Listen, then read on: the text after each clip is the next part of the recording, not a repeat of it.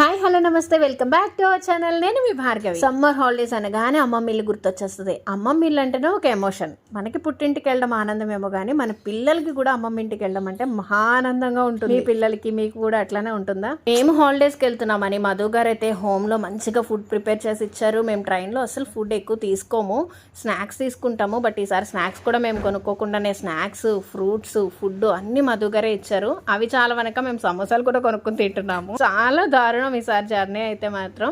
Second class చేసుకున్నాము, ఇంకా కంటిన్యూస్గా తింటూనే ఉన్నాము. స్నాక్స్ కూడా వస్తూ ఉన్నాయి కంపార్ట్మెంట్లోకి. ఎక్కిన దగ్గర నుంచి దిగే వరకు కిడ్స్కి అయితే అసలు స్టాప్ లేకుండా తింటూనే ఉన్నారు. నైట్ ఫుడ్ కూడా తినలేకపోయారు మమ్మీ ఇంటికి వెళ్ళిన తర్వాత.